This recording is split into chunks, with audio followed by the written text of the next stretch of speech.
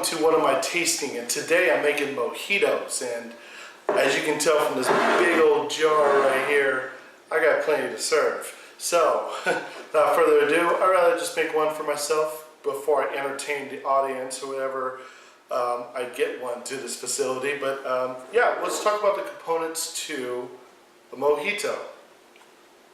So, ingredients wise, got lime. You want to squeeze the lime in, the mason jar. You want to take some mint, pull them fresh out of the sprig, out of the stem, and slap them. By slapping them, you're instantly just making the aromas amplified. You're definitely going to need that during a process later on. Grab the mixing bowl, which is going to be my mason jar here. I love this thing here. I got a total wines and got a little screw that I can create my own shaking mix. So I can make 3 or 4 drinks in one and serve it out all in that one jar. I'm lazy and efficient at the same time. But yeah, so just make sure you have 2 lemon wedges, lime wedges to squeeze. Just drop them in. Just add 1 ounce of simple syrup. If you like a little sweetness, just add a little bit more, a little 1 1/4 ounce there. And then, since you're not in a restaurant, you're going to be doing this at home. If you don't have a bar set, got a wooden spoon, baby. I'm just going to muddle it out. So, I love mojitos. I'm in the food and wine industry. I'm telling you right now, bartenders hate it. Bartenders hate doing this drink. I mean, it takes 2 minutes. The guest enjoys it because they're like, oh, look at all that work he's doing on my drink. Bartenders are like, man, this is, and you can fill in the rest of the sentence there. So, but what I want to do today is I want to find something that's going to amplify this mojito here. And I found what they call bitters. So, and we'll discuss that in a second.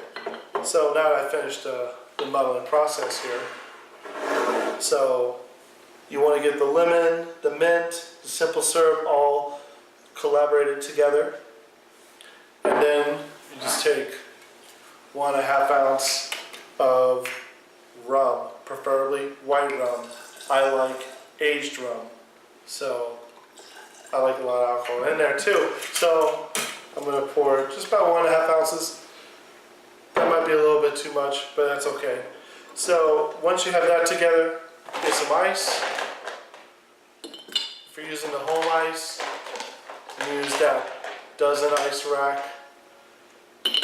About 5, 6 is perfectly fine. So then you just take the top of the mason jar, stir it together. Make sure you have your little top fastened on top. There's a little strainer to go there. That's pretty awesome. But I'd rather have it just all together. And I shake, and I shake, and I shake, and I shake. Bartenders, use 2 hands, one covering the bottom, one on top, keep the vessel together. Shake it towards you. Yeah, that's how it works. Yeah. So then when you're just adding the mojito, all that goodness there. And this is the time where if you don't feel like it's sweet enough for you, you got a little extra simple syrup. Simple syrup is simply equal parts sugar and water. Just cook it down. Takes a couple, just like 2 minutes to put together. Whatever your desired amount. I don't need too much sugar for this. I prefer a little bit more alcohol in this. I love that cruise out. And then at the end, you add soda. And soda's the binder. The binder is going to level out that lime, the mint, the sugar, so it all goes together. You take a straw, give it a little quick stir, just play with it a little bit, make it all nice and pretty, and then take a taste. Fantastic. I love this mojito. I mean, all the components that I stated earlier are definitely coming out. It's important to pop and spank that mint so the aromas start creeping out. But what if you got a situation where you just want to slightly enhance the flavor a little bit more? So I'm going to introduce you all to Angostura bitters. And Angostura bitters This is a aromatized liqueur.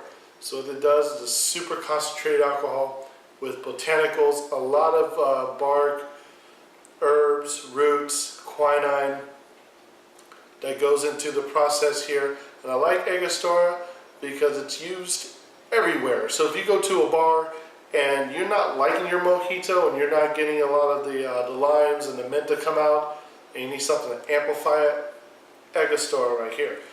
Or you can just go to Total Wines and grab one for like $8, I believe. But yeah, a little quick thing about Angostura here. Started out in the 1830s. Dr. Siegert in a town called Angostura, Venezuela. And this is where, Angostura was born. But throughout time and throughout trade, Angostura bark actually came from Trinidad and Tobago. So the facilities moved there, and that's where we get our Angostura bitters. What's in it? Not a damn clue, because there's only 5 people in the world that know the recipe to this.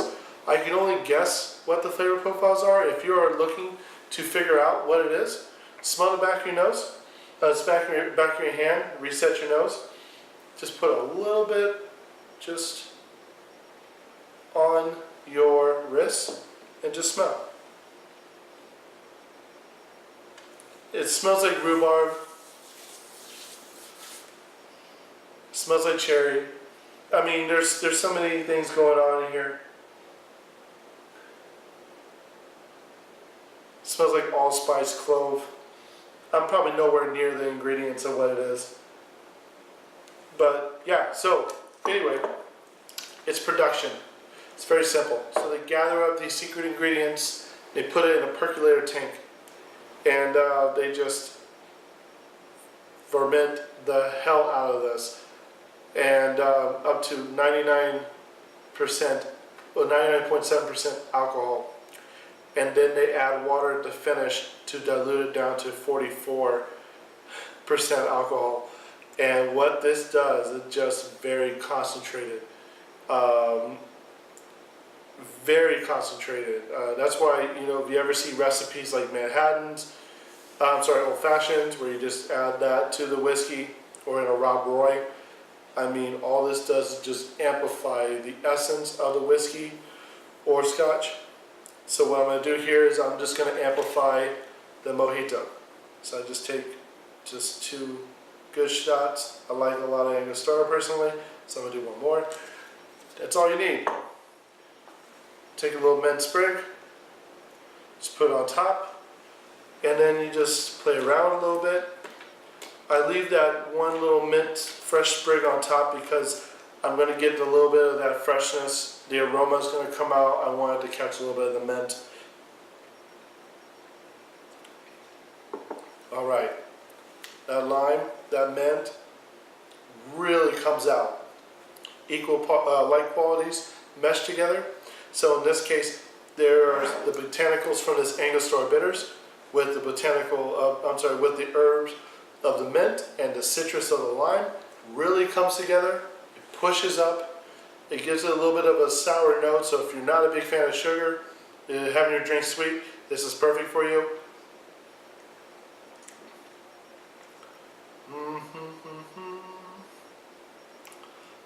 Okay, fantastic. So finally, if you want to make this at home, that's fantastic. If you want to go to a bar and impress your friend, make mojitos, just make sure, because it takes so long to make this drink and it's such a refreshing beverage, tip your bartender, please. I'm not one. That's why I can get away with just making this at home. I don't have to do this often. I'd rather just sell wine. And this is, what am I tasting?